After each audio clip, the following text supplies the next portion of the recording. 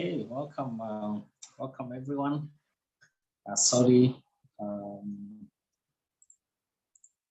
we will not be able to have some live audience engagement in this session because of some technical challenges that connects and live streaming, and of course live audience for the webinar. But we hope that I will be able to close on those technical challenges in the next webinar on 10th. So today is the first of the two webinars. We'll be talking about building highly productive teams and specifically looking at answering a specific question on leadership in terms of what's the future of your leadership, because the future of your leadership is what then will help you in terms of building highly productive teams. So I'll quickly start by introducing myself. My name is Gilbert Angana. I'm the CEO of Ascent Leadership Group. And I am a leadership coach, I'm a leadership teacher, I'm an author of 4 books now, with the latest one being what we'll be discussing today in terms of, it's called Engaged and Productive. I've been fortunate enough to have over 14 years experience in the corporate leadership space, majorly in the financial services sector in banks and telcos. Also now venturing, I also ventured into leadership development and teaching. And over the last, this year actually, I've been able to have various accolades. This is besides the accolades that I've received over the years. And these are some of the accolades that I've received in the course of this year, and looking forward for more, especially as we engage in this process of change leadership, in terms of coaching, in terms of teaching on matters leadership. And I hope that you'll be able to learn something today out of this conversation and this presentation that will be critical in terms of building up your change leadership aspect. So I like usually to start by some quick inquiries that then will help you juggle your mind even as you listen through this conversation. And you'll be able to ask yourself these many times as you go along. So the first inquiry is usually to ask, what's stopping you from becoming the best leader you want to be? And nothing is not an option. And I think in this conversation, when I've had this conversation, the number of leaders is they're talking about fear. They're talking about the aspect of inferiority complex. They talk about the aspect of their ego and many other things. So these 3 things are actually coming out. So what is stopping you from becoming the best leader you want to be, as you who is listening to me today? What is this that is stopping you from becoming the best leader? If you ask yourself that question, and as we go through the conversations in this presentation, then you'll be able to now see how that relates to what we talk about. Okay. The second inquiry that I like to ask is, what kind of team member would you want to see? What kind of team members would you want to see? And many of the leaders, when asked these inquiries, they want to see energetic team members. They want to see engaged team members. They want to see productive team members. And we'll talk about why and how to be able to build that in the course of our conversations. So those are some of the things that come out when I ask leaders this question, these 2 questions broadly. So let's dive and say, if you look at the leadership experience in general, as leaders, then we are faced with many issues that we need to tackle every day. And I just want to highlight a few of them. And possibly these are some of the things that you're passing through every day. And we'll talk about them. How then do we navigate through them as we go along? And the critical first one is, leaders are faced with issues around complex dilemma. There are 2 choices that we have to make every day. There are decisions that we have to make every day. And these decisions, most of them is not about right or wrong, but most of them is actually about right and right. So there are decisions that both are positive, but which is the best one? So we are in a complex dilemma as leaders every other time as we engage. And this is critical for us then to understand, how then do we navigate in the right way? Then we are also constantly looking at what we call, even today in our current space, we are looking at what we call the climate anxieties.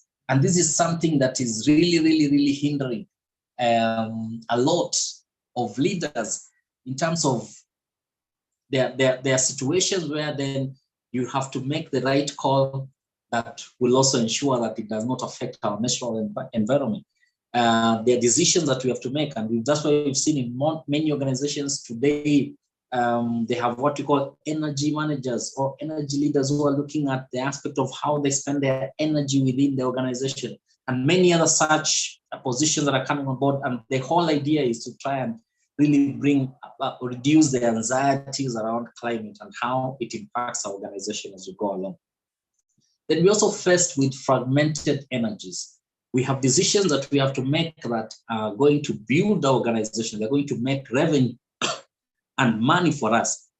But these decisions are also have some impact in our world today. They have some impact in the customers. They have some impact in the stakeholders that we interact with that is not positive, but possibly, and I don't want to say negative, but a challenging one that is not auguring well with the stakeholders and customers and all the people that we interact with.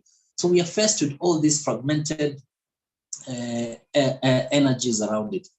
Then we have situations around existential quest that individuals that are within our team and even us as leaders, we want to be the best that we can, but there are obstacles that are causing us not to be there. We have what we call personal passions and purpose, but there are obstacles that are on our way, either built-in obstacles in our minds or real obstacles that are really on our way for us to move into the space that we want to be. So we are fighting, we are battling every other time as leaders with existential quest. Then we have what we call toxic masculinity, which is a big issue now in many organizations. That we are talking about gender inequities, which we'll talk about next.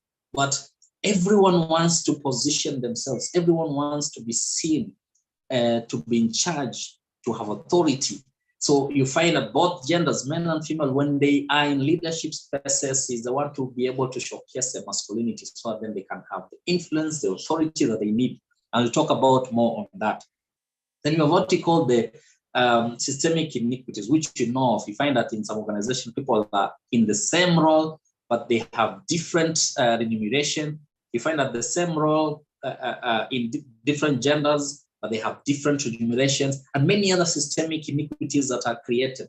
And as leaders, these are things that we are faced with, that we need to make decisions on the way forward. And every time, and all our decisions are now in what we talked about in the first one, the complex dilemma, because they are right and right decisions. So they are not right and wrong decisions, because even if you dig deeper and understand that these people who are working possibly in the same roles or in the same positions from an organizational organogram perspective and are having different salaries, there's a reason for it. And that reason possibly is genuine around it. So how do you make a decision that will ensure that there is some equality? At the same time, it does not bring issues in terms of personal drive or morale. Then we have what we call entrenched polarities. And these are the things that we talk about. What is the best way forward?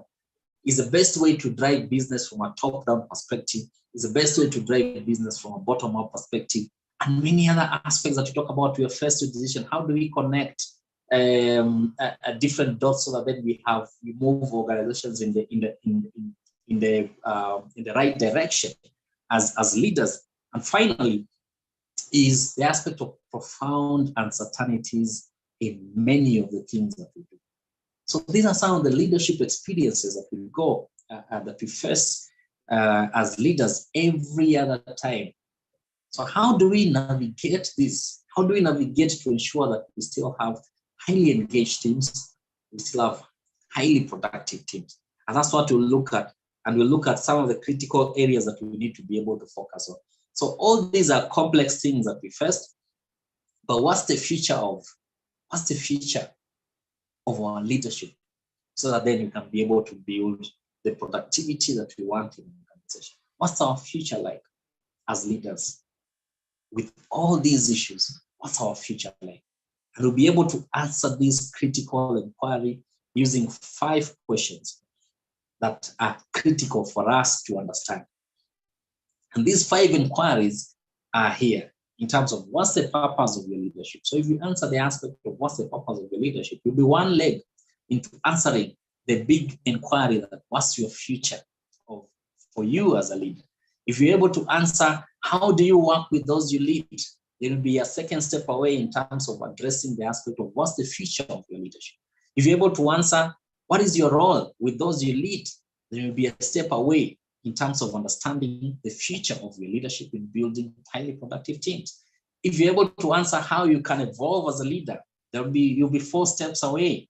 And if you're able to answer how does your leadership needs to evolve, then you'll have this full realization that these are the things that if you're able to do them correctly, if you're able to do them in the right way, then highly likely that you'll be able to build highly engaged teams. And over time, you'll be able now to see the fruits of the high productivity in the team. So let's deep dive on each one of them quickly to be able to understand how to be able to walk through that journey. And the first one is, what's the purpose of your leadership? What's the purpose of your leadership? As a leader, if you ask yourself, what's my purpose as a leader? And we'll try and address these by looking at the aspect of how we lead as leaders. And many times we lead with this authority of leadership, that this is me.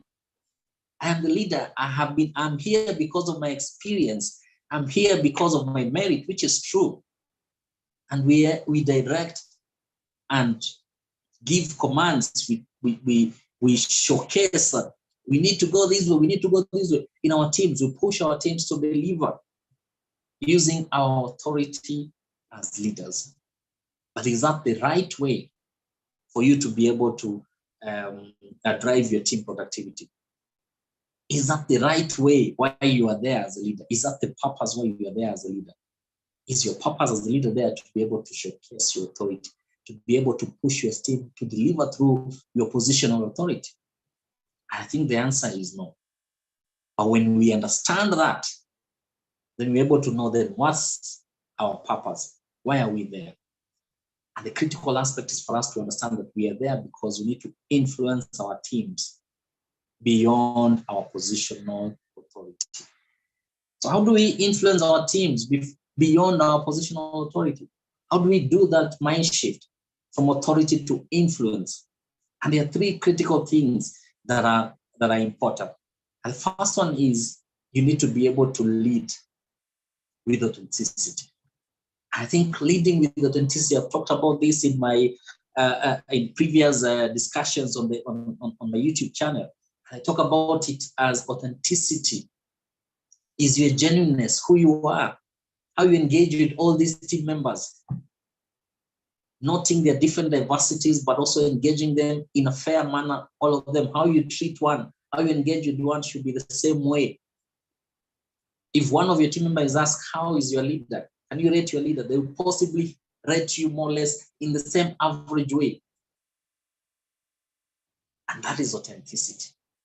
But when we lead with authority, then we lose the aspect of authenticity because we are leading, taking ownership of our positional space and driving business from a positional perspective. Then we lose the authenticity within ourselves. So authenticity is critical. The second one, is the aspect of vulnerability. And this is a space where leaders are scared to be at. Leaders are scared to be vulnerable. And yet vulnerability is what builds more engagement. Vulnerability is the aspect of having a possibility of being hurt, putting yourself there, showcasing to your team that in as much as you're leading them, there are instances where you will fail. And how do you then role model to them that when you fail, this is how you pick up yourself? That is vulnerability.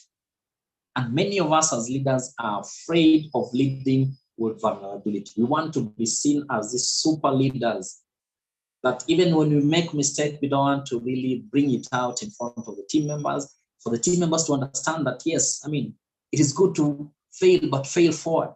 What are you learning from your failure? What are you learning from the issues that are coming? And that's vulnerability. But that can only practice in the team if the leader is actually leading the way in that way. The third aspect in terms of driving your influence beyond your position of authority is the aspect of empathy. And empathy here is how you feel for your team members, how you're able to understand them. Your team members have different intellectual capabilities. Your team members have different emotional capabilities. Your team members have different relational capabilities. How do you work with them on their different journeys and bring out the best in them? That's what we call empathy. So when we're able to shift from authority, from leading with authority, and more specifically positional authority, to influencing beyond that positional authority, then we'll be able to see a shift in how our team members are becoming engaged with us. And over time, building on the next things that we'll be able to discuss, you'll be able to see a difference in terms of their productivity. So that's the most important aspect. So every day, there are things that you need to be able to look at this. Every day, add value to your team. Add value to your team by being vulnerable, by being empathetic, by sharing with them. Look for ways to add value to your team members. Look for some of your team members to add value to. And this is how you'll be able to build your influence basket beyond the position of authority.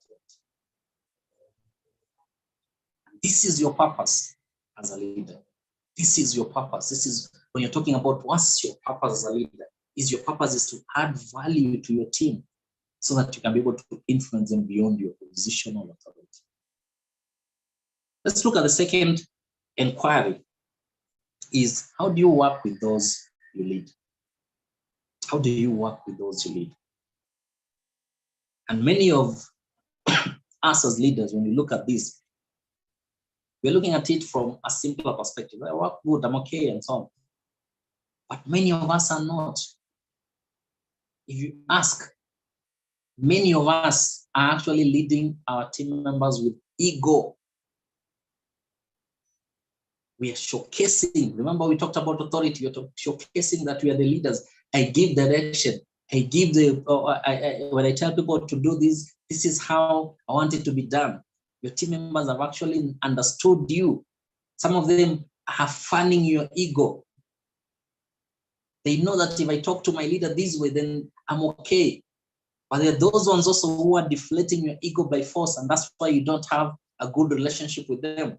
That's why you talk about relational things. We have those people that we call in groups. That these are the people who are fanning the leader's ego. So they are in the positive areas of the leader. But there are those ones that the leader naturally hates because they are not towing the way the leader wants, because the leader is leading with ego. And ego is the enemy of most leaders. I think it's Ryan Holiday who talks about ego is the enemy. If you can be able to look at that book, you read ego is the enemy of leaders. So how do you shift from leading with ego to start driving a more engaged team? How do you shift that? And we talk about the shift from ego to appreciative. So when you start appreciating our team members more, when you start engaging with them more, then it calls for three things. First one, it calls for us the courage to accept that we have ego, the courage to accept that we don't know everything, that we can allow our team members to teach us, to learn. We can be curious enough to engage with our team members to learn. We can be inquisitive enough to engage and learn. But that takes courage for you to understand that I have ego. And every leader has ego. It's just how you manage the ego in a way that does not affect your engagement with your teams. And that takes courage for you to know when your team members are inflating your ego, when your team members are deflating your ego, and when you're managing you. It takes courage. The second is the aspect being appreciative. If you're able to pick the 1% that you agree with in your team members and fan it to 99% every other time, then even the out-group members, the people who are not aligned to you, will start aligning to you, because you're picking the 1% that you always agree with them and expounding it and fanning it and appreciating them with that 1% every other time and challenging them to be better. And that's the most important thing, being appreciative. And the last one here is to always have a moment of reflections in terms of looking back and reviewing yourself in terms of engagement with your team. Understand, are there situations where I'm leading with ego? Are there situations where I need to tone down? Are there situations where my team members are actually inflating my ego? And when you do this, you start appreciating. Or when you reflect also, you reflect, are there areas in my team that I'm not appreciating them more? Then that shift will start building engagement, more engagement with the team. That is likely now to drive higher productivity in the team, which is critical. Ego is your enemy. The third inquiry is, what is your role with those you lead? What is your role with those you lead?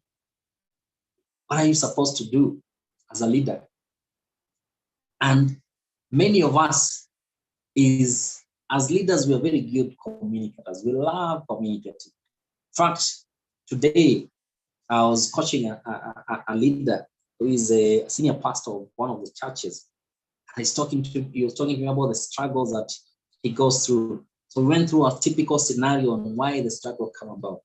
And the biggest thing that we noticed is the aspect of communicating. That we love communicating. We communicate our vision, we communicate things that needs to be done, we communicate whatever instructions and so on. But that will not build engagement in our team. What will build engagement in our team is when we start learning how to be able to move and shift beyond communicating to connecting. Beyond just saying to connecting with our team members. And this shift is very much important because this is what drives engagement in our teams. In fact, this is a fundamental aspect in terms of building a solid collaborative team that is more engaged. So how do you do this? There are three critical things that are all hinged on the aspect of authenticity. And it calls for your leadership in terms of your authentic leadership, being honest, showing the way in terms of building, having trust in your team. Your team member needs to see your vision and your conviction in the vision. Your team members needs to see your moral status.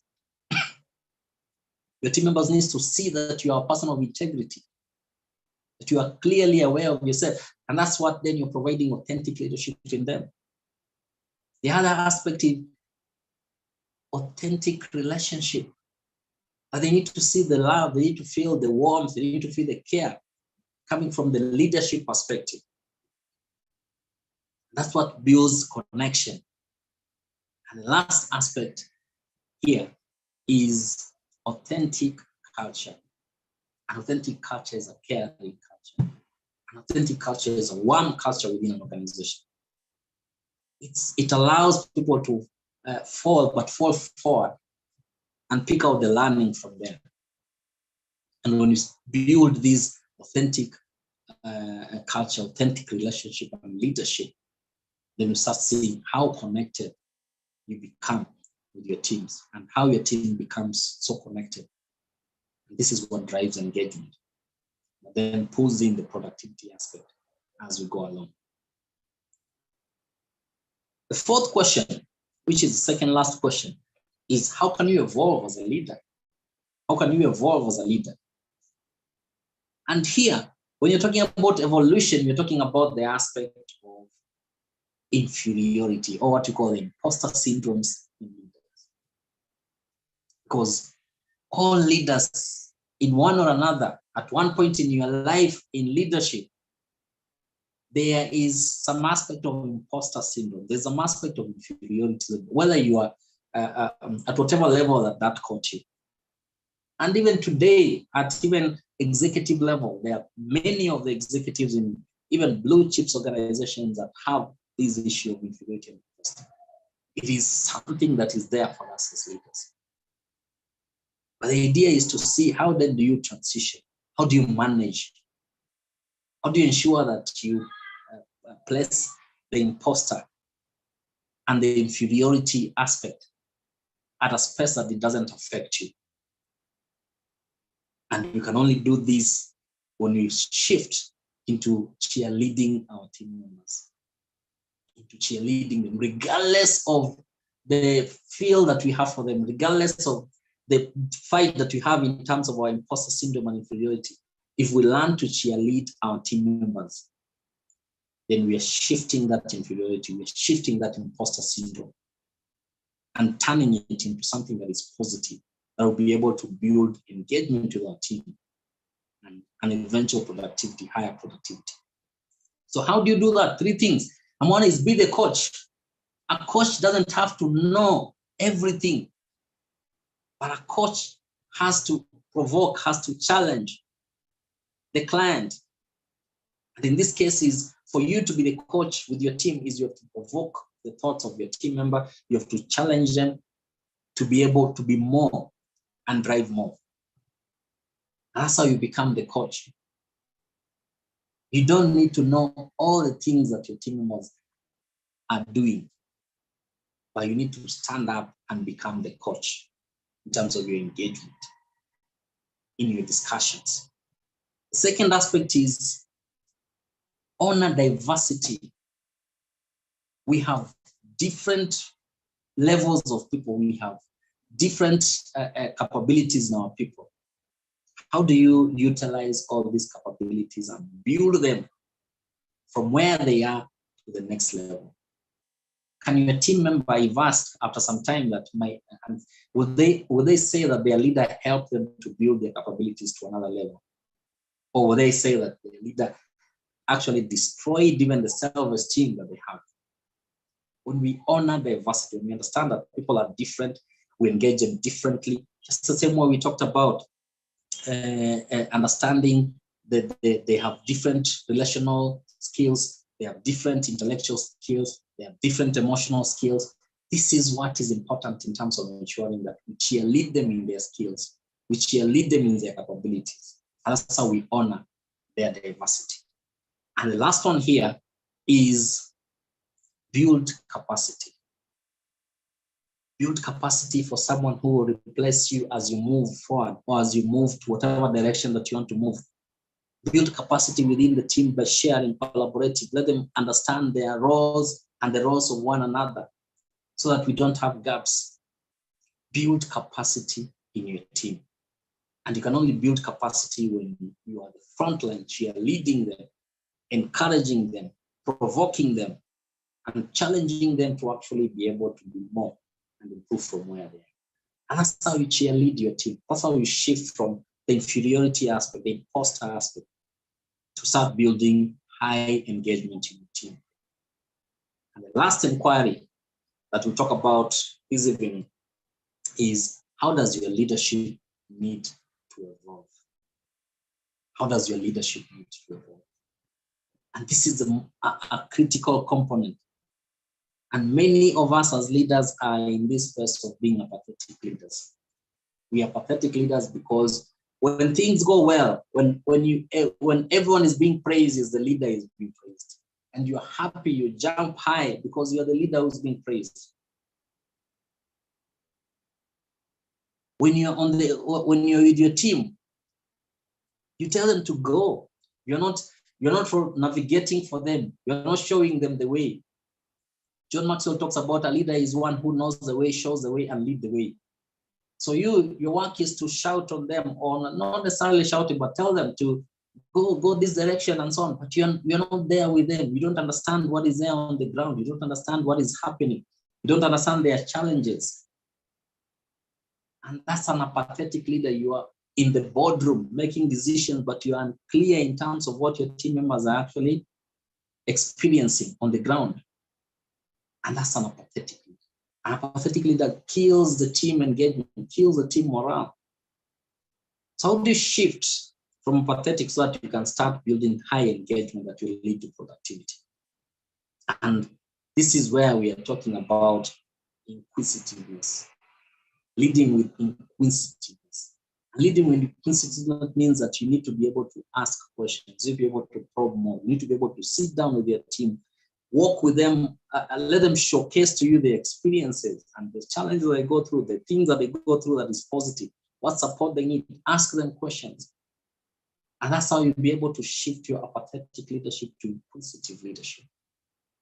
And 3 things that will be able to help you is, the first one is be the spark. Be the energy in the team as a leader. Don't be the energy taker. Be the energy giver in the team. Let your team feel your energy. Let your team feel your compassion. Let your team feel your focus and conviction. That's how you become the spark. There are many leaders out here who are actually energy takers in their teams. When you walk in a room, everyone is silent. Everyone is just avoiding a scenario where they will engage with you. Then you are an energy taker in your team. So to build that aspect, to shift that aspect of apathetic, be the spark in your team. The second one is active listening. Close down the things that you're doing when you're engaging with your team member on a serious discussion. Listen to them, understand their issues, see how you can support them to move from those challenges to navigate them into something that is positive. And that's how you're able to build an engagement with them, be able to connect with them. Actively listen. And the third aspect there is be patient with each of your team members.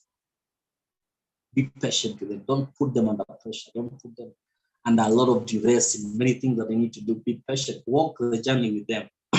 If you want them to be more productive, walk the journey with them. Understand their diversity. Understand their strengths and weaknesses.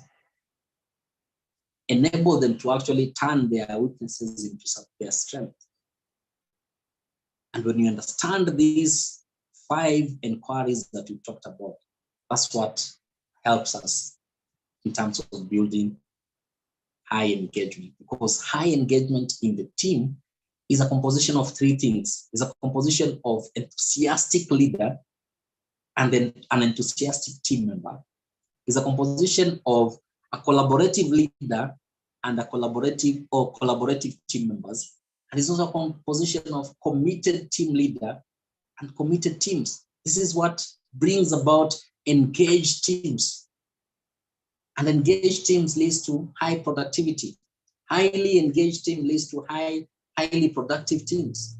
And when you talk about highly productive teams, it's a composition of 75% leaders' behavior and 25% team behavior. So you are the one as a leader driving the behavior, the productivity of your team. Your behavior as a leader is what drives high productivity of your team. And your team only needs to contribute 25% for your team to be highly productive. So it's up to you as a leader. If you want to focus on retrogressive behaviors that we talked about, the authority, ego, you like communicating, you have this imposter and inferiority complex, and you're this apathetic leader, you're actually killing the engagement in your team. And if you want to build a highly productive team, then you have to shift to lead with influence, to shift to be more appreciative, to shift to connect more with your team, to shift to cheerlead them, to shift to actually have more, to become more inquisitive. This is what we call the productive leader's behavior that will enable you to challenge yourself to drive more engagement and drive more productivity in your team. So what's the feature of your leadership in building highly productive teams? Your feature of your leadership is the shift that we talked about, from authority to influence, from ego to appreciating, from communicating to connecting, from inferiority to cheerleading, and from apathy to inquisitive. This is your future. These mind shifts are what will build highly productive teams for you. This is why you are there. This is your future as a leader. And when you practice these behaviors, I can assure you that something will shift in your team engagement, which will eventually drive the high productivity that you're talking about. So the future of your leadership entails influencing beyond positional authority, connecting beyond communicating, deflating our egos and appreciate our consequence, embrace inferiority by cheerleading, stepping out of our pathetic shell and becoming more inquisitive as leaders. This is our future. And this is just a value circle that helps them to understand all these different angles. So if you want to know more about this value circle, it's actually in my book, Engage and Productive, that I've actually written. You can scan that, or you can go to www.stepafrique.com. Then you'll be able to get more details from there on the section called Engage and Productive. There's a whole section there. You'll be able to see some of the tools that are there, and we can even engage further with you if you want us to come and run a 5 weeks program or a 5 modular program that will be able to help your team understand all these inquiries that we talked about in details with practical examples of case studies on them. Reach out and we'll be glad to come and share with the organization on the way forward. Otherwise, I hope you have enjoyed the presentation, and I want to apologize again for the technical hitch that has occurred, that we are not able to have live audience in our webinars, so then we could be able to have some interactive question and answer session. But I hope it has been valuable for you. And we look forward to sorting out the technical challenge when we're coming in next week on 10th for the next part of this webinar series that we call Pause. So I hope I added value to you. And as you begin your next year, in terms of focusing on how you want to build highly productive teams, put these 5 things into focus, practice them. If you want us to help you in terms of that, engage us. We'll be glad to come and help you work that job. But thank you very much. My name is Gilbert Tangana. I'm the CEO of Ascent Leadership Group, and I'll be glad to connect with you on LinkedIn, on Facebook, on Twitter, TikTok. You can get me on all those and some of the learnings that I share every day that are valuable. So thank you so much, and I hope I've added value to you this evening. And I wish you all the best as you plan your focus into 2023 on how you want to build highly productive teams. Again, I want to apologize for the technical hitch that has occasioned us not to have live engagement, but we hope to correct that before our next session on 10th for another session that we talk about on what next in 2023. Thank you very much, and see you